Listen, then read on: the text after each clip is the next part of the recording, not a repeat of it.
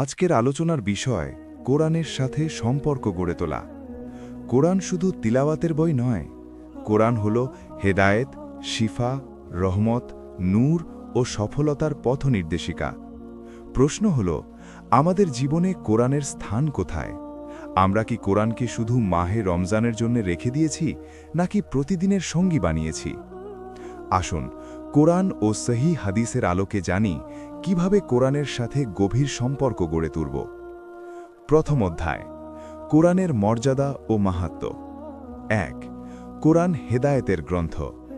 আল্লাহ বলেন, জালিকাল কিতাবু লা রইবা ফিহি হুদান লিল মুত্তাকিন। এই সেই কিতাব, এতে কোনো সন্দেহ নেই, মুত্তাকিদের জন্যে হেদায়েত। কোরআন কোনো গল্পের বই নয়, এটি জীবন গঠনের বই। যে তাকওয়া অবলম্বন করে সে কোরআন থেকে হেদায়েত পায়। ২. কোরআন মানবতার জন্যে নূর। ইয়া আইয়ুহান নাসু কদ জাআকুম বুরহানুম মির রব্বিকুম ওয়া আনজালনা ইলাইকুম নূরাম মুবিনা। হে মানুষ, তোমাদের নিকট তোমাদের রবের পক্ষ থেকে প্রমাণ এসেছে এবং আমি তোমাদের কাছে স্পষ্ট নূর নাজিল করেছি। সূরা নিসা ৪:১৭৪। কোরআন আমাদের হৃদয়ের অন্ধকার দূর করে।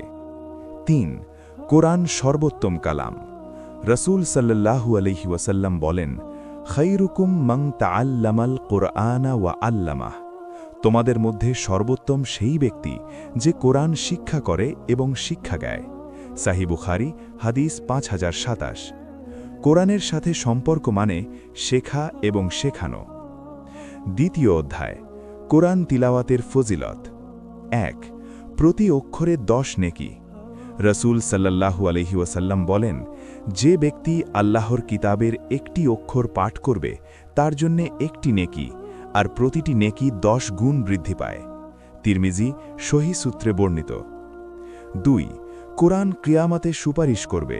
রাসূল সাল্লাল্লাহু আলাইহি ওয়াসাল্লাম বলেন, ইকরাউল কুরআনা ফাইন্নাহু ইয়াতি ইয়াউমাল কিয়ামতি শাফিআন লিআসহাবিহি। তোমরা কোরআন পাঠ করো, কেননা কিয়ামতের দিন তা তার পাঠকারীদের জন্য সুপারিশকারী হিসেবে আসবে। সহিহ মুসলিম হাদিস ৮০৪। কোরআন শুধু পড়ার সময় উপকার দেয় না, বরং আখিরাতেও পাশে দাঁড়ায়। ৩. হাফিজের মর্যাদা। রাসূল সাল্লাল্লাহু আলাইহি ওয়াসাল্লাম বলেন, কোরআনের সাথীকে বলা হবে, পড়তে থাকো এবং মর্যাদায় আরোহণ করতে থাকো। আবু দাউদ সহিহ সূত্র। তৃতীয় অধ্যায়, কোরআন শুধু তিলাওয়াত নয়, আমল। ১. রাসূল সাল্লাল্লাহু আলাইহি ওয়াসাল্লামের চরিত্র ছিল কোরআন। আয়েশা রাদিয়াল্লাহুকে জিজ্ঞেস করা হলে তিনি বলেন, কানা খুলুকুহুল কোরআন। তার চরিত্র ছিল কোরআন। সহিহ মুসলিম হাদিস ৭৪৬। কোরআনের সাথে সম্পর্ক মানে চরিত্রে কোরআনকে বাস্তবায়ন করা। ২. কোরআন থেকে মুখ ফিরিয়ে নেওয়ার সতর্কবার্তা। আল্লাহ বলেন, ওয়াকালার রাসূলু ইয়া রব্বি ইন্না কওমি ইত্তাখাযু হাযাল কুরআনা মাহজুরা। রাসূল বলবেন, হে আমার রব, আমার কওম এই কোরআনকে পরিত্যক্ত করে রেখেছিল। সূরা ফুরকান ২৫-৩০। আমরা কি কোরআনকে মাহজুর বানিয়ে রেখেছি? চতুর্থ অধ্যায়, কোরআন হৃদয়ের শিফা। ১. কোরআন রোগের চিকিৎসা। ওয়ানুনাজ্জিলু মিনাল কুরআনি মা হুয়া শিফাউন ওয়া রাহমাতুল লিল মুমিনিন। আমি কোরআন থেকে এমন কিছু নাজিল করি যা মুমিনদের জন্য শিফা ও রহমত। সূরা ইসরা ১৭-৮২। ২. সূরা ফাতিহার রুকিয়া। সহিহ বুখারীতে বর্ণিত আছে, এক সাহাবী সূরা ফাতিহা পড়ে সাপের দংশনে আক্রান্ত ব্যক্তিকে সুস্থ করেন। সহিহ বুখারী হাদিস ৫৭৩৬।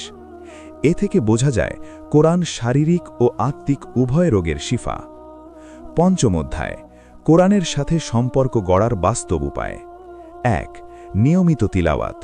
প্রতিদিন নির্দিষ্ট সময় নির্ধারণ করুন, ফজরের পর, মাগরিবের পর বা ঘুমানোর আগে। রাসূল সাল্লাল্লাহু আলাইহি ওয়াসাল্লাম বলেন, তোমাদের ঘরকে কবর বানিও না, শয়তান সেই ঘর থেকে পালায় যেখানে সূরা বাকারা তিলাওয়াত করা হয়। সহিহ মুসলিম হাদিস ৭৮০। ২. তাদাব্বুর, গভীর চিন্তা। আল্লাহ বলেন, আফালা ইয়াতাদাব্বারুন আল কুরআন। তারা কি কুরআন নিয়ে গভীর চিন্তা করে না? সূরা নিসা ৪:৮২। কোরআন দ্রুত পড়ে শেষ করার নাম সম্পর্ক নয়, বোঝার চেষ্টা করা সম্পর্ক। ৩. মুখস্থ করা।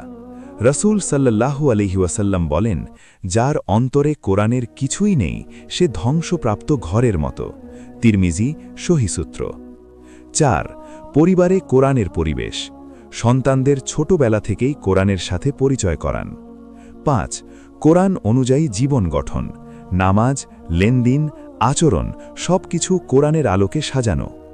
ষষ্ঠ অধ্যায়, কোরআন ত্যাগের ভয়াবহতা। ১. কোরআন ভুলে যাওয়ার সতর্কবার্তা। রাসূল সাল্লাল্লাহু আলাইহি ওয়াসাল্লাম বলেন, কোরআনকে দৃঢ়ভাবে ধরে রাখো, এটা মানুষের হৃদয় থেকে উটের চেয়েও দ্রুত বেরিয়ে যায়। সহিহ বুখারী, হাদিস 5033, সহিহ মুসলিম। ২. কিয়ামতের দিন অভিযোগ। যদি আমরা কোরআন না পড়ি, না মানি, তাহলে সেটা আমাদের বিরুদ্ধে সাক্ষ্য দেবে। সপ্তম অধ্যায়, কোরআন ও আখিরাত। ১. কোরআন মর্যাদা বাড়ায়।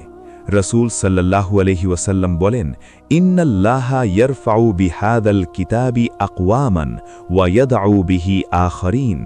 নিশ্চয়ই আল্লাহ এই কিতাবের মাধ্যমে কিছু জাতিকে উন্নত করেন এবং কিছু জাতিকে অপমানিত করেন। সহিহ মুসলিম, হাদিস 817। কোরআন হবে নূর। কিয়ামতের ময়দানে অন্ধকার থাকবে, কোরআন হবে নূর। প্রিয় ভাই ও বোনেরা, কোরআনের সাথে সম্পর্ক মানে প্রতিদিন তিলাওয়াত, বোঝার চেষ্টা, আমল করা, শিক্ষা দেওয়া, পরিবারে চালু করা। আমরা যদি কোরআনকে আঁকড়ে ধরি, আল্লাহ আমাদের দুনিয়া ও আখেরাতে সফল করবেন। আল্লাহ বলেন, ইন্না হাদাল কুরআনা ইয়াহদি লিল্লাতি হিয়া আকওয়াম। নিশ্চয়ই এই কোরআন সেই পথ দেখায় যা সবচেয়ে সরল। সূরা ইসরা 17:9। সমাপনী দোয়া। হে আল্লাহ, কোরআনকে আমাদের অন্তরের বসন্ত বানিয়ে দিন, আমাদের বুকের নূর বানিয়ে দিন, আমাদের দুঃখের অপসারণকারী বানিয়ে দিন এবং কিয়ামতের দিন আমাদের জন্যে সুপারিশকারী বানিয়ে দিন। আমিন।